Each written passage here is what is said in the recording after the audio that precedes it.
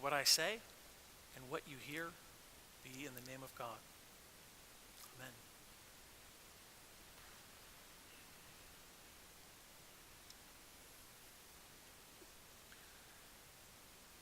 So I've been saying in this series on discipleship that a synonym for disciple is apprentice. That we are students of Jesus learning from him how to live our lives, our real lives in the real world. And of course, how that's going to work itself out in each of our lives will be different because our lives are all different. However, there is at least one aspect of Jesus and his life that is applicable across the board. We are all students, if we're following Jesus, we are all students of forgiveness. And there's the rub. I mean, it's one thing to sing and extol God's forgiveness of us. It's another thing when it's time for me to think about forgiving someone else, forgiving someone who has hurt me. And I know that this is something that I can never stop talking about because it affects so many of us. I can tell, I don't know any details, but I can just tell by, the way people look at me when I start talking about forgiveness, that suddenly someone specific has come to mind. Someone who they still harbor bitterness towards. Or maybe it's someone who harbors bitterness towards them. Either way, forgiving other people is difficult. It's really not rocket science. As when I get to the part here in this sermon about how you go about it, it's pretty straightforward, but it's anything but easy. And so there's no magic bullet here. This is not a sermon on the 3 simple ways to forgive other people. This is the stuff about the hard work. But I want to do something more than I normally do. Rather than just talk about how we can go about forgiving, I want to talk about forgiveness of sins and what it meant to Jesus and the New Testament writers to talk about it. What did it mean back then? Because frankly, our understanding of sin and forgiveness has become extremely narrow. We think so individualistically in our culture and society that it's even hard to describe what it might have been like in the first century to think about sins and forgiveness of sins in ways that are far more expansive than our individual forgiveness.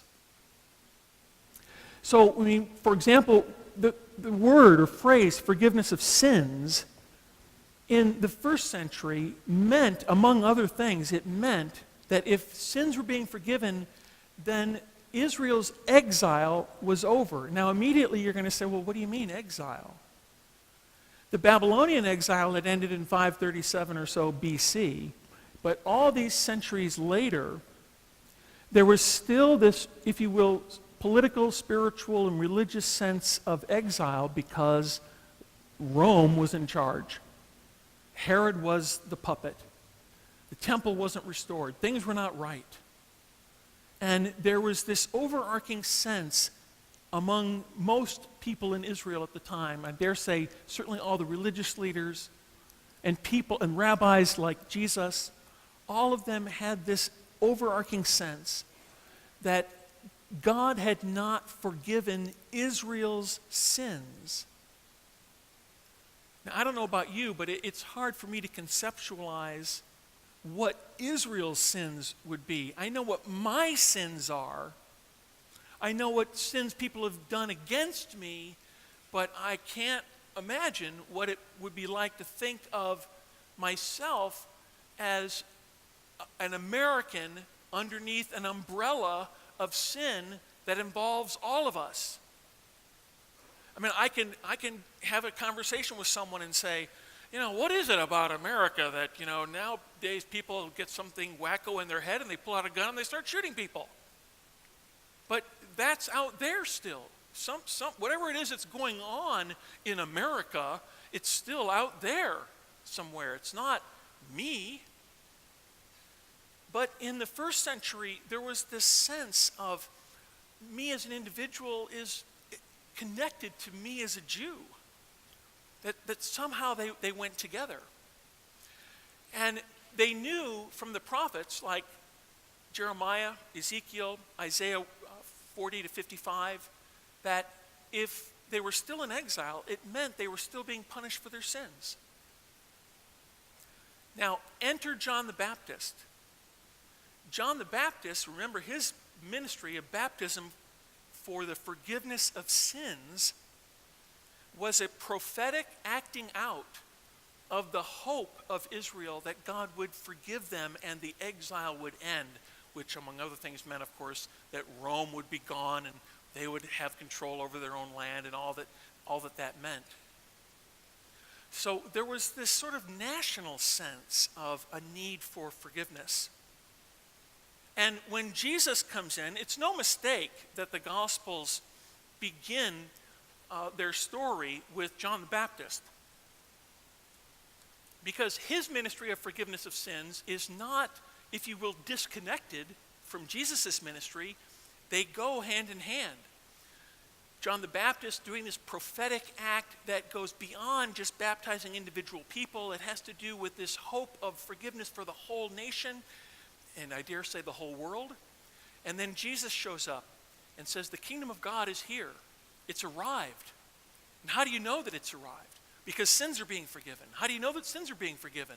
Because people are being healed. The blind can see, the lame can walk. The dead are raised. The poor have good news preached to them. Everything that Jesus did was an illustration of sins being forgiven. And if people's sins were being forgiven, it meant that forgiveness had shown up in the whole of Israel, and all that was needed was for people to participate in that. How can I get in on that? But of course, not everybody saw it that way, right? The controversy about the way Jesus forgave sins was the fact that he was doing it on his own authority. He was walking around like he was God or something. And that's truer than you know, because he was really acting as if he were the temple and the Torah all wrapped up in himself. He was doing and being for Israel what only God could do and be. And so there's this personal sense of forgiveness, but it's connected to something bigger is going on. It's much, much more than just individuals being forgiven. Now, who were the sinners that Jesus spent his time with?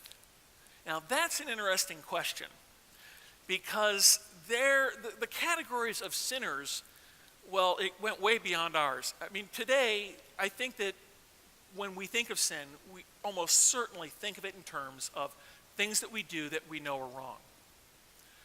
That, of course, was what it meant in Jesus' day also, but the categories went much beyond that. And some of them, we look back on them and we kind of scratch our head and go, how could anybody think like that? I mean, for example, in Jewish terms, you're a sinner if your Jewish lineage is questionable. In other words, if you're a Samaritan, you're a sinner. You're a half-breed. You're half Jewish and half something else. You're a sinner.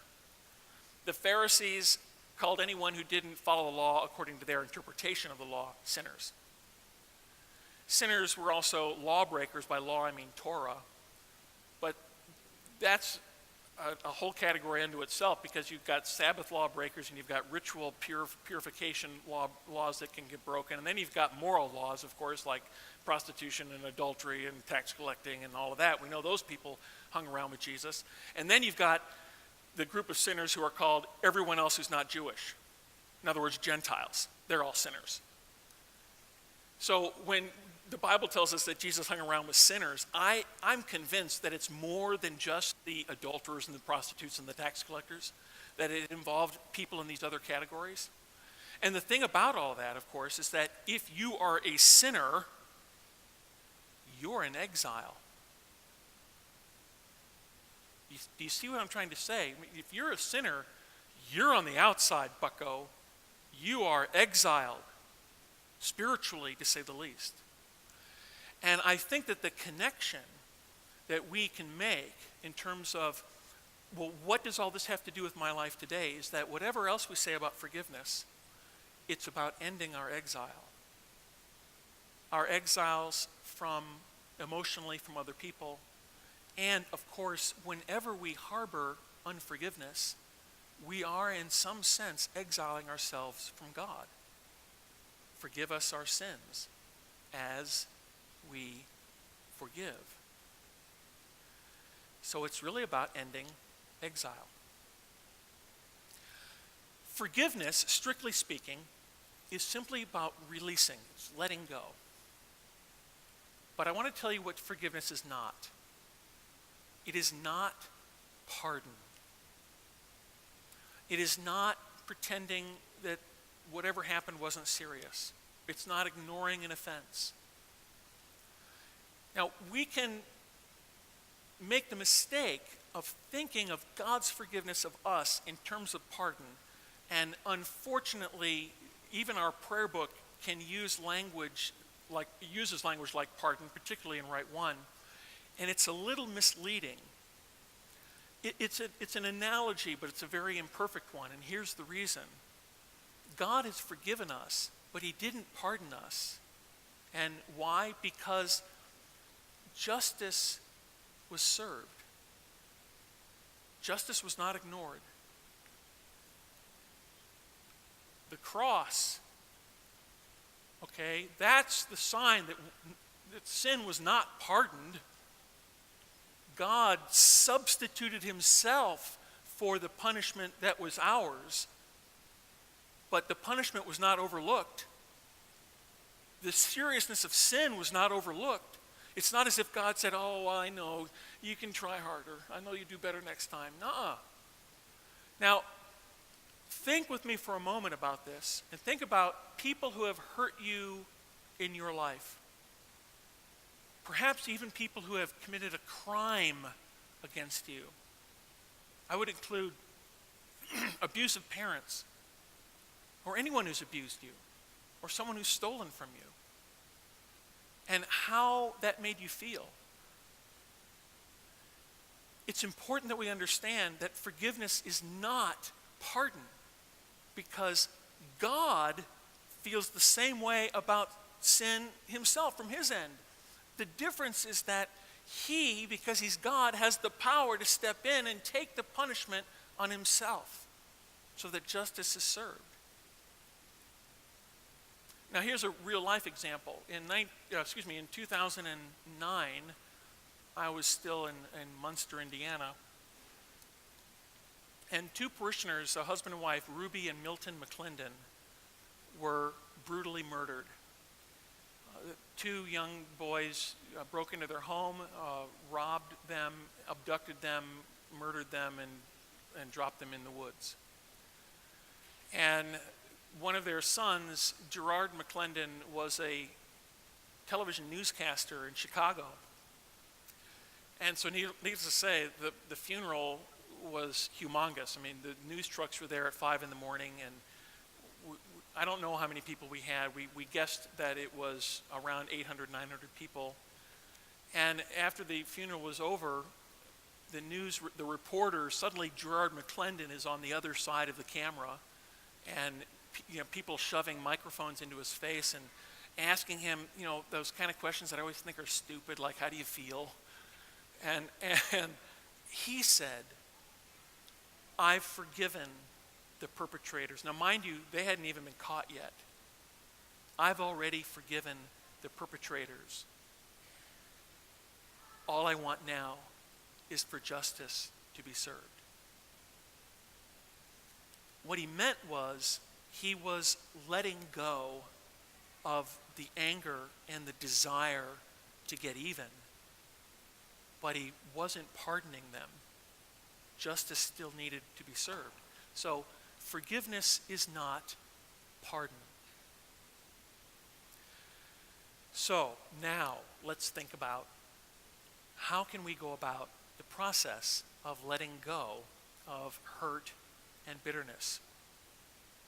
And before I go any further, I want to make one more comment about an aspect of hurt and pain that can come into our lives, sometimes the hurt that we feel or a relationship gets broken because of pain, and it's due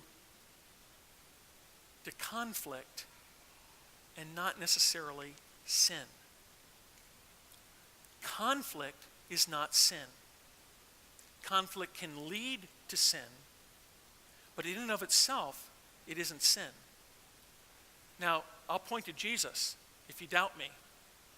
Jesus was without sin, but he wasn't without conflict.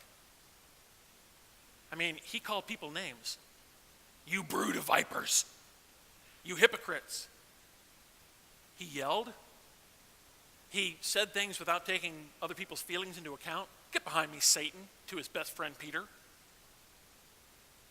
And the one that I like the most is the cleansing of the temple. In John's gospel, that occurs early. It occurs in chapter 2. And John tells us that Jesus took the time to make a whip out of cords. Now, I don't know how long it takes to make a whip, but I'm guessing it's not quick. So, in other words, with malice aforethought, Jesus took the time to weave together a whip and then tear through the temple with that thing. Whoosh. Can you imagine the chaos? Tables getting overturned, property getting broken, birds that were being sold for sacrifice escaping. He's without sin, but he isn't without conflict. If God tells him to do something, he's going to do it. And similarly, we can find ourselves in conflict that doesn't necessarily have to result in sin. We get into conflict because we feel strongly about things, or we get in conflict because we disagree. People of love and intelligence and faithfulness can disagree and have legitimate disagreement on whatever issue. It's the way we go through our conflict that makes the difference. Now, I want to share a story with you, and this is just something I've made up. And I hope it helps illustrate what I'm trying to get at. But I tried to imagine a scenario that was ambiguous and how conflict can come from it. And so what I imagined was two high school seniors, both of them girls, are getting near the senior prom, but neither one of them have a date. Now, they've known each other for their whole lives and they're best friends, and they decided that, you know what, we're not going to let all of this ruin our senior prom. Let's go together. So they decide to go together. And they're going to go the whole 9 yards. They're going to get the limo and the whole 9. They're just going to have a ball. And then suddenly at the last minute, without warning and without completely unexpected, this one boy that this other girl wanted to date calls her and says, "Would you go to the prom with me?" Now, what happens next, of course, is going to determine how all that's going to turn out. On the one hand, the girl that just got asked out on the date could go to her friend and say, I just got asked, but I said no because I promised you that I would go to the prom. She might say, "Well, that's ridiculous. You need to go. I insist that you go. You wanted to go out with this guy from the very beginning." Now, she may agree to go or not go. That's one way that it could turn out. Another way that it could turn out is the girl could say, "Hey, I got asked on a date and I've decided to go." "Oh, you promised you would go with me." "Well, can't you be happy for me?" And now all of a sudden I'm seeing this scenario where one thinks the other has betrayed a promise and the other is saying, "How come you can't be happy for me? I thought you were my friend." Who's right? Who's wrong? Now, you may sit there and think, "I know who's right. I know who's wrong. I know how that should have turned out." But here's the thing about sin and conflict. When it comes to things that we do that we know are wrong, and when it comes to intense conflict, there's one thing common about it all. At the heart and core of it is selfishness. It's putting myself before God and others. Now, I'm going to come back to this and help illustrate it some more. But I just want you to see how there can be situations where we can find ourselves in a strained relationship, and this sin is the selfishness that's at work in it, and our inability to step out of it and ask, what do I need to do on behalf of the other? So, with that as my precursor to how to go about forgiveness, forgiveness is releasing, and the first thing you have to do is abandon your perceived right to get even. Abandon your perceived right to take revenge. Dear friends, never take revenge. Leave it to the righteous anger of God, Paul wrote in Romans. You don't deny the hurt. You don't deny the pain. You don't deny the seriousness of the offense, and you don't get even. You don't take revenge. Now, if you're following along in your handout, I want you to change number 2, it's answer, and I want you to change the word evil to pain or hurt. Answer the pain or hurt with good. Jesus said, but to you who are willing to listen, I say, love your enemies, do good to those who hate you, bless those who curse you, pray for those who hurt you. Now, in Jesus' day, the enemies were more often than not people who were really trying to kill you. And serious persecution went on. So in that sense, we got it easy. But still, the people who hurt us, what can you possibly do that's good, especially when you're really angry? And the answer to that is you pray. Pray for those who hurt you.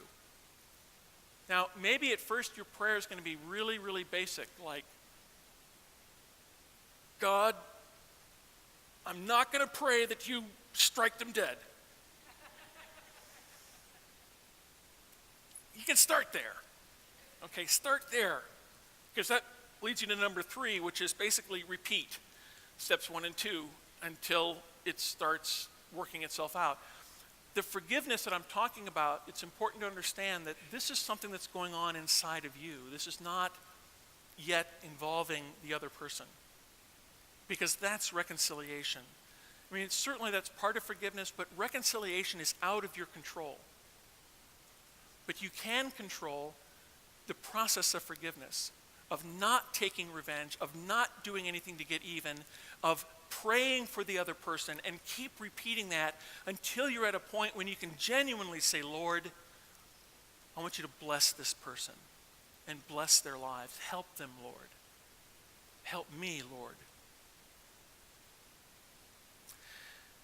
Peter came to Jesus and asked, how often should I forgive someone who sins against me? 7 times? No, not 7 times, Jesus replied, but 70 times 7, which, of course, if you've heard sermons on that, means don't stop. Keep praying. Now, for reconciliation to occur, and this is under the heading of repeat until you're able to get to a point where you can actually pray blessing on someone. And when you're able to do that, it's probably the time to ask yourself, should I attempt reconciliation? And for that to happen, there has to be a coming together. And the first thing to say is the other person may not want it. The other person may say, I don't care. And you can't control that. But the other thing is, you need to be at a point where you're ready to hear another side of the equation and another person's point of view. But regardless, when there is a coming together, there has to be an acceptance of responsibility and an acknowledgement of pain. It doesn't have to include resolution of the issue. That probably won't happen anyway. But an agreement to work on the relationship in the future. And all of this is to say that forgiveness, whatever else it is not resuming a relationship without change. The final thing to say is throughout this process, ask for healing for your own woundedness. Both your own hurt and the pain that you feel, but also your own woundedness that leads you to selfishness. And we all suffer from it. And I came up with a set of questions. You see, what I'm imagining here is that you're looking yourself in the mirror as part of this process of asking for healing. And so I imagined me looking in the mirror, what would be the questions that I would be asking myself about whatever is in me that causes the selfishness. So I asked, why do I find it so hard to rejoice when other people succeed? I really don't want to be a bishop. But when someone I know becomes a bishop, I'm like, oh,